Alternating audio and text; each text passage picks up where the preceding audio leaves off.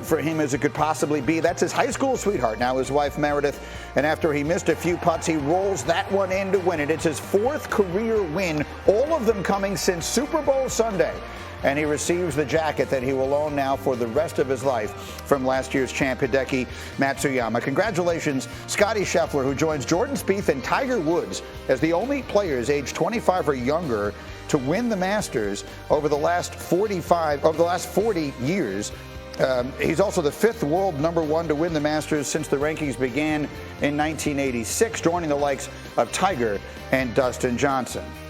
Okay, the NBA regular season is complete. Let's get you ready for the playoffs. Here's what we know. The Bucks are the 3 seed in the East. They will take on the Bulls in round 1. Milwaukee looking to be the first Eastern Conference team to win back-to-back titles since LeBron's Heat did it in 2012 and 13. Then there's Boston. The Celtics are the 2 seed, something that felt unlikely a few months ago. They finished the season with 51 wins, best record by a team below 500 at the halfway point, and they will await the winner of the Nets and the Cavs in the play-in tomorrow night. Despite being in the play-in tournament, Brooklyn actually has the 3rd shortest odds to win the championship. The Hawks will host the Hornets in the 9 versus 10 play-in game. The winner of that will face the Nets-Cavs loser for the right to face the top seed Heat in round 1. The other finalized playoff pairing in the East is the 4-5 matchup between the Sixers and the Raptors, where Philly will have home court advantage. But that will be nothing compared to the advantage that Toronto will have when the Raptors are home. Let's make it clear. Matisse Thybulle, who's an incredibly important piece of the Sixers puzzle, is not going to be eligible to play in the games in Canada. He's not fully vaccinated. He will not be allowed into the country. So with that thought in mind, Legler, how do you see that series? Oh, my goodness. Well, you know, I've been in that area, tied to that area for 38 years, Greeny. To Philly. Yeah, so it helps me to not pick against the Sixers because it's just life is better when you go out in public, when you do that kind of thing. But look, I'm going to give them the benefit of the doubt that they can win the series in 7 games. But I have probably least amount of confidence in that pick than any in the first round. I think they're in trouble. I think there is an enormous amount of pressure on James Harden, and he has never faced the type of scrutiny and media and fan backlash that he will face if he does not play well early in that series against Toronto. Philadelphia is a completely different animal than anything James Harden has dealt with. And he right now is coming in, I think in his last 8 games, he's shooting like 35% from the field. He just doesn't look like the same explosive, dominant scorer. And it's great that he can make plays, and he had a 15-assist game, and that's great. That's not what they need out of James Harden. He's a primary ball handler who's going to determine matters in that series. Look, I know Embiid, what he's going to do. Pencil it in. That guy's going to average 30 and probably 14 in that series. Book it. So where is that going to come from in the important moments?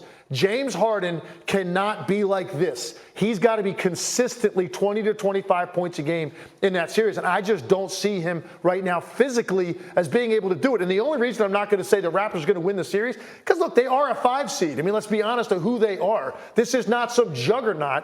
They play Philly tough. This has the makings of the best first-round series of all. Wouldn't be shocked if Toronto won, but I'll pick Philly in 7 games. All right, we'll see. Again, the 7 is a critical number there because that would mean there were 3 of them in Canada, and Thybulle would not be eligible to play any of those. So that's the most interesting storyline in the East. Let me show you where the West wound up here. And again, we still have the play-ins to work our way through. But the 2 finalized playoff matchups we have, Warriors-Nuggets, Mavericks-Jazz.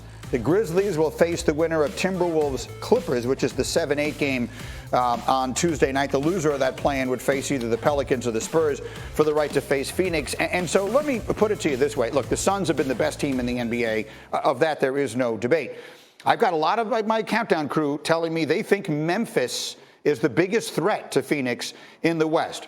If Steph comes back healthy, they've got Draymond back, if the Warriors are complete, who in your mind is the biggest? Or let me phrase, what are the Warriors with those guys all together? If Steph Curry comes back and he looks like Steph Curry and he doesn't go through that normal adjustment period where he's not making shots, he's a little bit rusty and he's very inefficient. If that's the case, it clearly is Memphis. But if Steph Curry comes back and he looks like Steph Curry, he looks anything like Steph Curry looked at the beginning of this season, I think Golden State is the biggest threat to Phoenix, but we just don't know that until we see him. And I'm not trying to slight Memphis at all. That's just how much I believe in the value of Steph Curry and the fact that the Golden State Warriors are much more about the collective of the sum of their parts than they are about anything individually. They need all of those guys to be out there functioning at a high level the way that they play, and they haven't been on the court at all together. They're three-star players. And that's why it's so critical, with no disrespect to any of the other teams that are involved, that they did hang on to that three. Yes. Because it means they wouldn't get Phoenix Correct. until the conference final, so they have time to work their way back into it. Look, there was a moment in time this season, like as recently as Christmas, where the Warriors were the best team in the NBA, when they were all healthy and they were all firing. So let me change up the question slightly. If we see them get healthy and sort of get themselves on a little bit of a roll here, could you make an argument they're actually the team to beat in that Western Conference? You definitely could make the argument because of their personnel and their pedigree and what they've done in the postseason before. But I don't think that would be fair to Phoenix. What I've seen this year is Phoenix is on a completely different shelf than every other team in the NBA. Mm-hmm. And they also, in addition to the fact that they've been the best team on both ends of the floor, this is also a team that has unfinished business mentality. And that was their approach all season long. And we saw the Milwaukee Bucks have to struggle a couple of times before they finally got that thing across the finish line. Phoenix had to stand there and watch that celebration last year. They've approached the regular season like that all year. Nobody has better role definition than the Phoenix Suns. Those guys stay in their lane, and they do it every night. They've been so much better than everybody else in the league start to finish. Yeah. I almost feel like it's really unfair to not think they are the prohibitive favorite. I think that's right. Let me ask you one more quick thing. This is my first year as a voter. Our ballots are due tonight. Who's the MVP of the league? I'm going with Joel Embiid. I don't think he did enough to lose that award. He had it in his hands, and you got to remember, they went 2/3 of a year losing an all-star caliber player, didn't replace him with anything. His next two best players were a 22-year-old point guard starting for the first time, and Tobias Harris, who's been very up and down throughout his time in Philadelphia. And Joel Embiid has been so dominant night in, night out. I thought he got control of the award sometime around January, February. For a 5-6 week stretch, he was the best player in the league. So at that point, Greedy, what has to happen to lose it? I think either your team has to fall off the map. They didn't. Your production has to fall off the map. It didn't. Or you have to get hurt. None of those things happened. I know what Jokic did. I understand Giannis and even Luka, I think, closed the gap. But I just don't think Joel Embiid did anything to lose the award once he became the favorite. And he led the league in scoring. Look, it is as close as could be. I think they're the three really viable candidates, Jokic and Embiid, I think, at the top. Oh, like, stay close by. We'll have much more with you as we go. In the meantime, back to the NFL. Get me Cam Jordan back over here. After being traded from Atlanta to the Colts, Matt Ryan will now enter his first season on any team other than the Falcons. The 36-year-old quarterback enters his 15th NFL season, but there's one exec in the NFL who thinks Ryan's best years are behind him. This is a quote from an unnamed executive. I had him with a big decline last year. Matt has had a phenomenal career, a great quarterback, but it wasn't like he was super big, athletic, or had a super strong arm.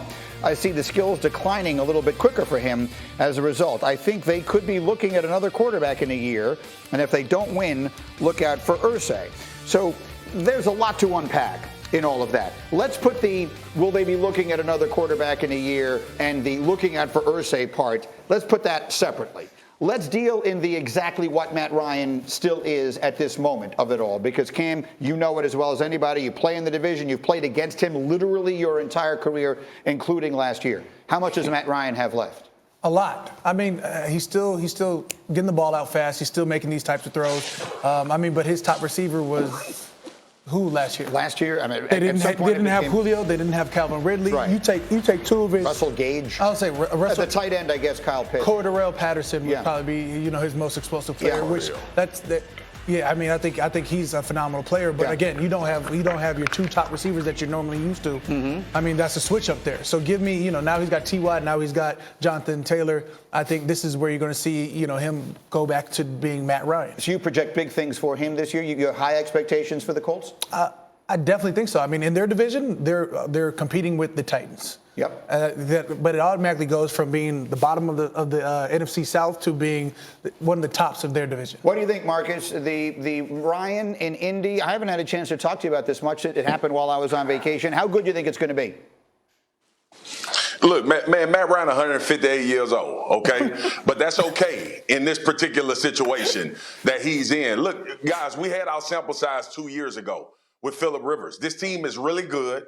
It's a team that supports a quarterback with where Matt Ryan is in his career right now. And he's an upgrade over Carson Wentz because Matt Ryan, in moments of tightness, when the game is being played